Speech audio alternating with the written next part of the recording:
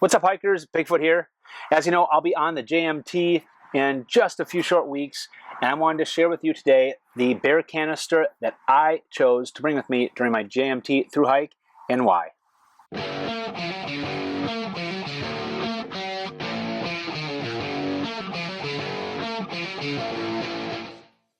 Now, hiking through the backcountry of Yosemite on the John Muir Trail requires a bear canister.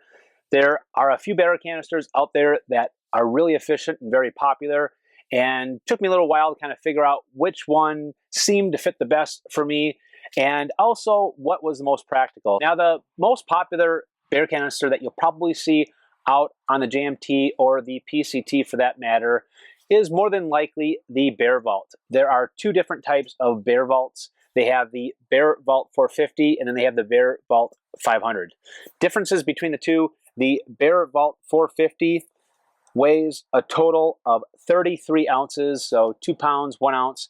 And then when you jump up to the Bear Vault 500, that comes in at 39 ounces or 2 pounds and 7 ounces. Now, in terms of capacity, what you can fit in the Bear Vault, the 450, the smaller of the two, has a total cubic inch capacity of 440. Jumping up to the Bear Vault 500, that will allow you to be able to have as much as 7 days worth of food, and that has a total capacity of 700 cubic inches.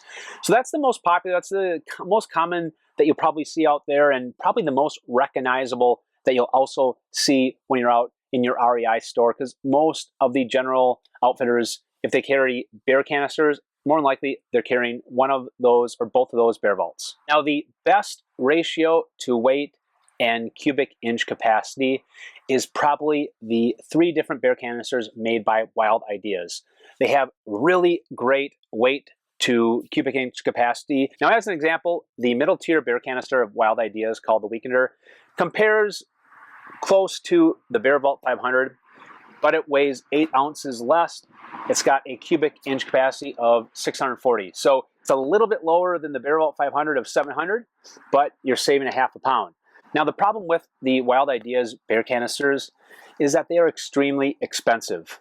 You're talking somewhere in that high $200 range to $300 something dollars, depending on which bear canister you get. Most people aren't going to want to shell out that kind of money, including me, to get a bear canister just to save a half a pound. Speaking of lightest, there's actually an option that is lighter than any other bear canister that you'll find out there, and it's called the Sack. It's called the Sack because it actually is a sack. And the problem with the Sack is it has not been approved by Yosemite for use in their backcountry. They've been working on it for some years now. But if it was available, I definitely would be going with the Sack for my JMT Thru-Hike. But because it's not legal in the backcountry, that's not an option for me. Which leads me to the canister that I went with, which is made by Lighter One. Now, the Lighter One has 2 different types of canisters. The first canister is called the Big Daddy. It's the bigger of the 2. This would be good for basically what I'm doing. Will be able to hold, if I can really cram it in there well, about 7 days worth of food. And the total capacity in this thing is 650 cubic inches. Now, it does weigh a little bit more than the Bear Vault 500. So now you might ask yourself, why would I actually go with a canister that's heavier than the most popular option out there, that Bear Vault 500, and has a little bit less capacity? Well, the Lighter One products actually make this bear canister, and it's actually a multi-purpose bear canister. What I mean by that is this transforms from a bear canister, and once you get to camp at night, the lid acts as your camp pot. And then the support that's inside of the bear canister that these screws screw into is now your handle for your pot. It also comes with a lid, and that is now your camp pot. So pretty sweet that this canister acts as 2 different things. When I saw that and I looked into it, watched some videos about it, I was really excited about a bear canister that has that multifunctionality. So that's the reason why I'm going with this. I am not going to be bringing a different pot, or my bot back in the JMT. I'll be using this specific pot since it is multi-purposeful, and that's the reason why I went with this. So now let's look closer into the specs and how this bear canister works, both the Big Daddy and the smaller little Sammy. Let's look at weight dimensions first. Now the Big Daddy, which is what I'm bringing, is 2 pounds 10 ounces with that lid, checks in at 2 pounds 13 ounces total weight. Little Sammy without the lid is going to check in at 1 pound 12.4 ounces.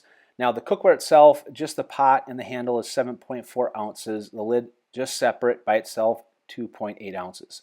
Now the materials that this is made out of is anodized aluminum. This is what the top lid looks like. You'll see the couple holes there, which is where you're going to insert the screws. Now the material of the bear canister itself is made of ultralight polycarb. You can see here where the screws are attached.